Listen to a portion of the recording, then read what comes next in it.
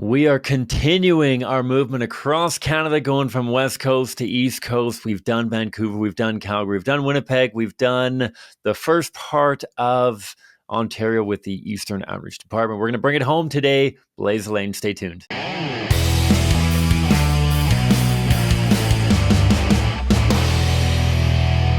Hi, folks. Welcome back to the Pro-Life Guys podcast. My name is Cam. I'm the host of the show, and it's a show dedicated to equipping you with the tools that you need to have compassionate and compelling conversations about abortion so together we can change minds, save lives, and transform our culture.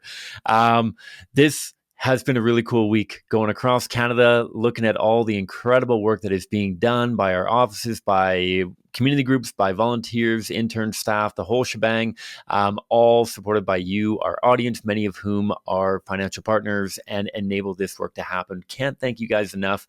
And can't thank enough the incredible team that I am blessed to work with here at the Canadian Centre for Bioethical Reform.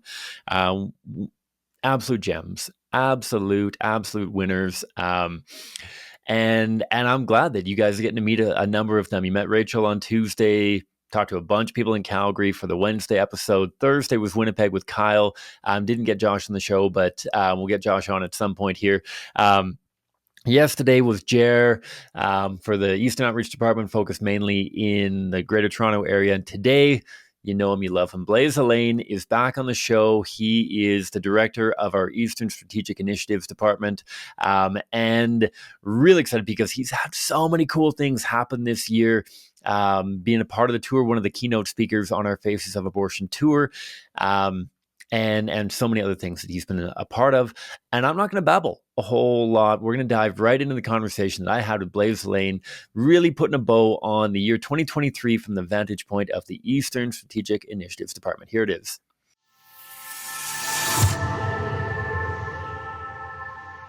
All right, folks, you know him, you love him. Blaise Alleyne, how you doing, buddy? Great, thanks. Good to be back. How are you? I am doing well. We are, I'm not going to try to pin in any kind of 12 days of Christmas or anything like this. This is the last episode of our year in review. We've been walking all the way from West Coast, now as far east as we currently have offices. And 2023 has been a pretty cool year. I feel like we could spend an awful lot of time talking about 2023, but I want to get your take on kind of high level wise, what stands out from 2023 and from your vantage point as the director of the ESI, the Eastern Strategic Initiatives Department? Yeah, 2023 was a big year in the East. And, you know, for me as a volunteer in Toronto for years, it was really exciting to see CCBR and the End the Killing Plan come to Ontario. And I think what was really neat about 2023 is the End the Killing Plan move east through Quebec. We've been in Quebec for a couple of years with our friends at Montreal Against Abortion, but through Atlantic Canada for the first time in earnest. So the Eastern efforts have truly turned into something that has touched all provinces in Eastern Canada rather than just being an Ontario thing. So that's the real high level excitement for 2023 is the expansion of the End the Killing movement across Eastern Canada. And then in Ontario, where there has been activity for a long time, still a lot of growth and momentum with new groups, new volunteers, new opportunities. So it's been a really exciting year to see the End the Killing movement grow eastward. Boom. Love it. And I'm going to mine in just a little bit more on Maritimes. I know we've talked a little bit about Atlantic Canada as well, but I want to get your take on if there's any cultural differences. I feel like I talk to people, you talk to people, not only throughout Canada, but America, around the world, and try to explain how our strategy, the End the Killing Plan, integrates well across cultures, across languages, across lots of different things. And that while there might be subtle cultural nuance that goes into some of the conversations and whatnot, a lot of folks that I've talked to in Atlantic Canada in the past, I don't know, decade or so, have at times expressed how different Atlantic Canada is from the rest of Canada. I feel like I get that from a lot of different parts of Canada, like, oh, Saskatchewan's way different than the rest of Canada. Calgary, Southwest, way different from the rest of Canada. I don't know if you get that in the GTA as well. Yeah, Scarborough is really different from downtown, you know. From your vantage point now, you've been out to Atlantic Canada 3-4 times this year already, I think. 3, yeah. What's your take culture wise and the integration of the ETK plan out there? I love Atlantic Canada so much. Building the Killing movement is a good excuse for multiple trips to Newfoundland and Halifax and everything. I love spending. I love the people that we're Mm, working with out there. I love spending time with the team. I love spending time in those provinces and those places. Um, when it comes to pro-life activism, it is not fundamentally different. Now, there are differences that you notice, and I feel like it's too early for me to have strong opinions on that. Like I've done um, probably 8, 9 choice chains across Atlantic Canada between the 3 trips. So you're just starting to get a sense of what things are like. Somewhere like Toronto, where I've done choice chain for 15 years, I've done street activism. You get to know the differences between downtown or Scarborough, Etobicoke, or between one campus or another. You get to know the different cultures, but it takes a little bit of time. Um, but those are subtle differences on the average of where the Overton window is, or um, uh, just subtle cultural differences that you pick on, that you pick up on what the average for conversations are. But the basic apologetics and the basic conversations are the same. So it's really exciting to see those same conversations happening in places where they haven't happened frequently before, and now they are starting to happen on a regular basis. And I try to be sensitive as the Toronto guy coming out to the Maritimes or coming out to Newfoundland, and to be attentive to the cultural differences. Like Newfoundland isn't a part of the Maritimes; they're a part of Atlantic Canada, but they were a much later addition, and there's still Newfoundlanders who think of Canadians as different from Newfoundlanders, and spending time in New Brunswick and people getting the chuckle of CCBR talking about Eastern Canada, referring to Ontario and things like that. So, I try to be uh, sensitive and to keep my own volunteer experience in mind, to respect the time and energy that people are putting in to activism and to getting started, and that they are the experts on their own local communities, but that I can come and share some of our experience with killing activism and apologetics and strategy, to help support and enable what they're doing in their own communities where they know the culture and they know the people. Gotcha. That makes a ton of sense. You've got your Newfoundland thesaurus out there, so you know what the rock is and what somebody's saying when they ask you, "What are you at?" kind of thing. Yeah, yeah. Those kind of vibes. Okay, that's awesome. So follow that up. So that's kind of the high level stuff that is really really exciting growth and development wise for the Toronto offices and the Eastern initiatives and whatnot to be continuing to expand and grow. If you were to take like a little bit of a lower altitude look at kind of the human engagement, human interactions, whether with pro-lifers, whether with people while doing activism, are there encounters that kind of stand out again from 2023 that are really anchors when you reflect on what we've been blessed to accomplish this year that really stand out for you?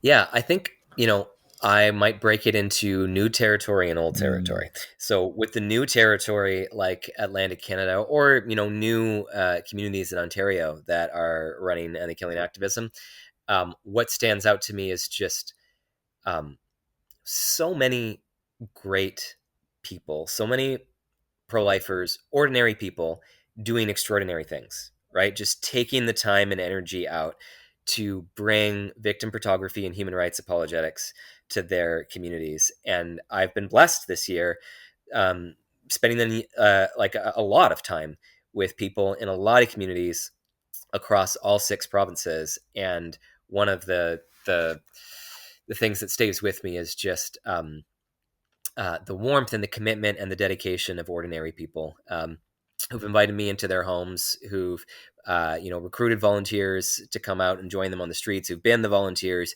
who've shown up, and just those individual people, those individual conversations. Our colleague Katura had a great blog post after our Faces of Abortion tour about 5 faces across Eastern Canada, and 4 of those 5 were just shining examples of what I'm talking about. Those people who are getting involved, getting active, and it's been great spending time with them. In old territory, so Toronto, where there's been end the killing activism running for over a decade, what has stood out to me, especially in the last couple of weeks, is interactions with people for whom victim photography has been something they've seen multiple times, that they've encountered on a regular. It's part of the landscape, right? So we were doing activism at Toronto Metropolitan University, formerly known as Ryerson, just last week, and there were during debrief there were three different interactions. Somebody we offered a pamphlet to. She's like, "Oh, I got one a few weeks ago." Somebody who approached me with a single question, like he'd been thinking about the issue for a while, and he had a question in his mind, and it wasn't the first time he encountered us. And another conversation where it was explicit like that, like somebody said, "I talked to you before. I was going back and I was thinking about it, and I was like, what could justify abortion? Like maybe it's got to be a necessary evil as a last resort." So we came back for another round conversation, or my friend Michelle from Toronto Right to Life, during a Toronto Against Abortion choice chain this past Saturday, she talked to somebody who said that the first time he saw us, he hopped off the streetcar a couple times early, yelling and swearing, and he was really angry. And this was 10 years ago when he was a high school student. And now it's the third time that he's seen us over the last 10 years. And he said he was much calmer in conversation. They had a long, detailed conversation about the abortion issue and apologetics. And, he'd reflected a lot on the issue. He'd grown a lot, but, he'd seen us around over the years. There was another great story from Mississauga, Brampton, cities next to Toronto, where the team postcarding there ran into a pro-life lady who said that her son-in-law had received a pamphlet in downtown Toronto at a choice chain. It would have been on a Saturday probably for the location. It was off campus, but he was a U of T student. But he received a pamphlet, and he kept that pamphlet in his knapsack for months. She said that he had, heard the other side, the pro-choice side. He'd been given that in school. But just reading the pamphlet and seeing the photos made him solidly pro-life. And he carried that around with him, and just all these stories where we've had a more established regular presence, making abortion impossible to ignore, of how the pro-life message becomes a part of the landscape, and people encounter a pamphlet or a sign or have a conversation. They see the photos, they speak to us, or they read the human rights message, and how that stays with them, or how we get multiple opportunities to reach people. We might not get them all the way there on the first conversation, but people keep thinking about the issue. So that's what's stayed with me about the old territory, where we've had an established presence. That's such a cool way to think about it, with the new and the old, and especially it's got to be cool in Toronto, where I'm sure when Stephanie and Jonathan and Nick were really establishing the Toronto presence a decade ago or so, it felt like a gigantic ocean that you'd never reach the far side of, kind of thing. Of we're having conversations, we're never going to talk to the same person twice, and yet how cool it can be with just how vast of an reach we've had in the GTA, to be able to get those follow-up conversations and those past interactions, and which are being augmented by having trucks driving around Vancouver and getting people thinking about the issue, and the postcards that our interns drop off, and the whole shebang. That's so cool. And also to have all those community groups around the GTA, where so many people in Toronto are moving from.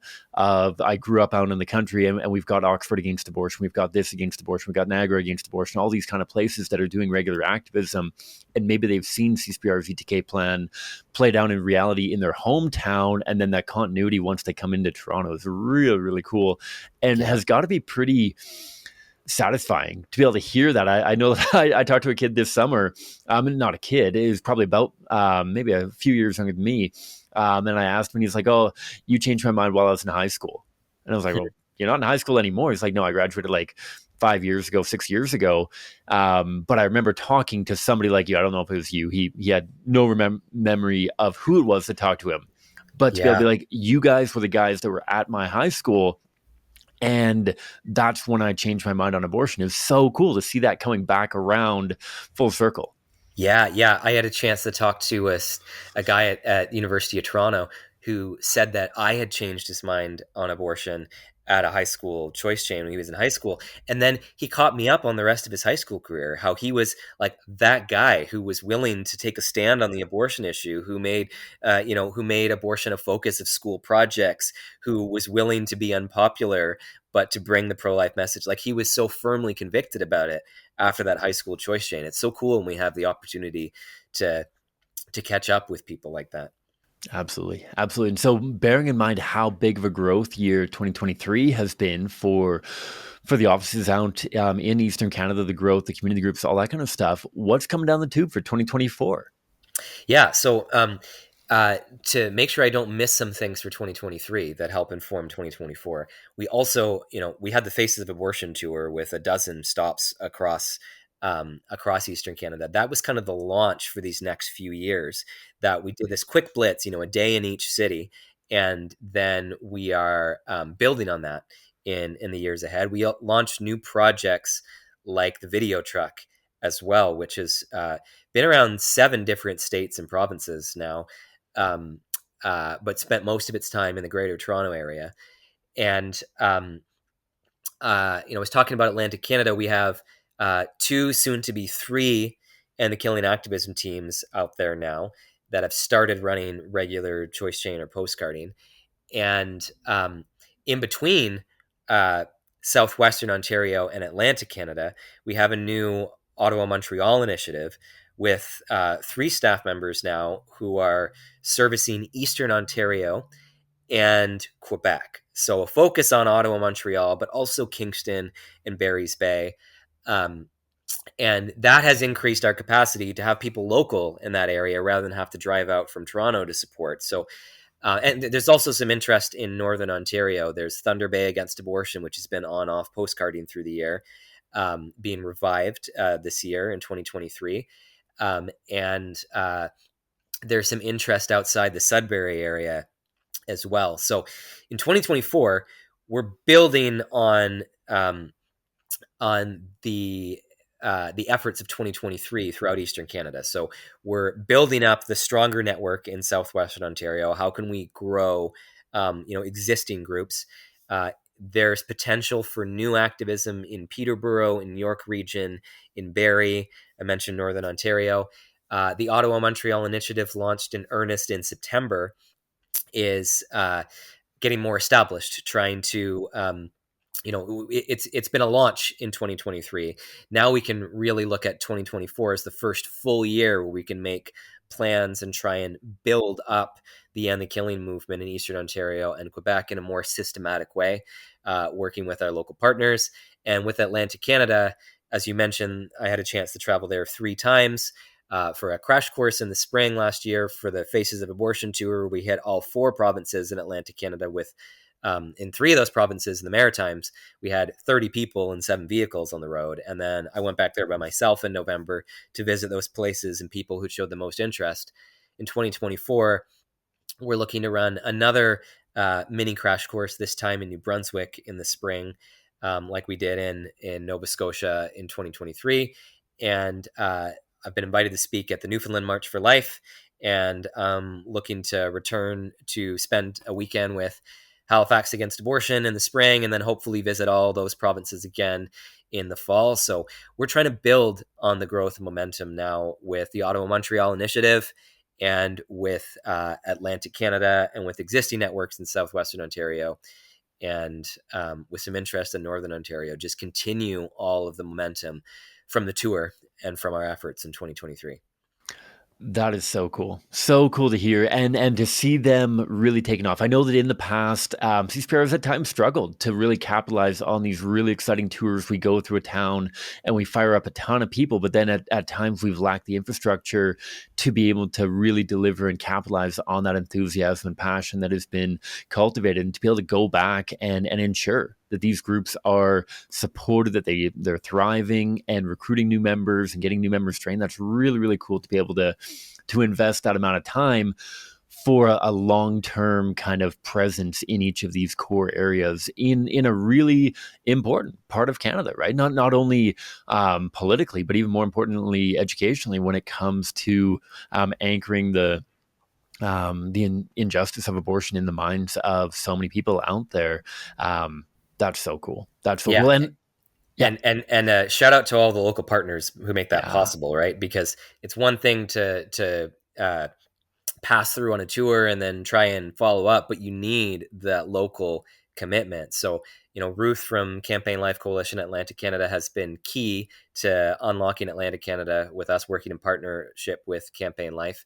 And Maureen in Halifax, Joe in New Brunswick, the team with Montreal Against Abortion, with Ottawa Against Abortion, paving the way for an initiative. Like these local partners, other pro-life groups, volunteers have made it possible for us to be able to do that. So we can fly in a few times a year and help support what's going on, but they're doing the day-to-day work that makes it possible. And those two things together have been growing the movement. absolutely. Absolutely. It's an exciting time to be part of the national pro-life movement, especially tied in with CCBR in different ways. We'll have lots of notes in the show notes below for how people can get plugged in. Maybe you're in a community that we haven't been in touch with, Winnemuckamak or some other place like that. Most of my familiarity with Atlantic Canada is through Great Big Sea songs and whatnot. And so I was on PEI for my honeymoon a number of years ago. But if people are interested in getting pro-life content, CCPR, ZTK plan implemented in your hometown, obviously reach out to the contacts in the show notes below. And Blaise, you're the man. I appreciate all the work that you do. Thanks for jumping on the show and giving us a bit of an update. Always great to be here. All right, folks, there's my conversation with Blaise Alleyne, manager of the Eastern Strategic Initiatives Department for CCBR. He looks after not only some of the stuff going on in the Greater Toronto Area, but largely community groups and other initiatives outside of the Greater Toronto Area. You've heard him on the show a number of times before, and to echo his sentiments, huge shout out to all of the people that have connected with CCBR from the Greater Toronto Area and Southwest Ontario, growing up into Thunder Bay, Ottawa, Montreal, further into Quebec, Atlantic Canada, the whole shebang. I know we got listeners out there. Cannot thank you guys enough for the incredible work that you're doing, the witness that you have in defense of preborn children, and really looking forward to what comes down the tube in 2024 for you guys out there. Huge shout out, especially to our new office, which is exciting. Blaise mentioned a few times in Ottawa and Montreal. Obviously, there's no favorites within CCBR, but I love the folks out there. Emile Boyink is an incredible friend and was a roommate of mine before I got married, before he got married and moved down to Ontario. One of the first guys that I knew within CCBR, just an incredible dude. And so great to see him back on the team. Katrina did the return internship with me over the summer.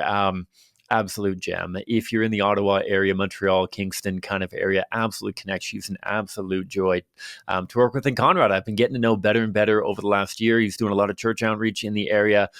We've had some great meetings, great discussions. He's a phenomenal dude. And so if you're plugged in with a church out there, absolutely connect with Conrad as well. And so I hope that you've been having a wonderful Christmas season. If you're listening to this soon after the release time, if you're listening to this way down the road, then I hope that you're having a great time of year, whatever time of year it is.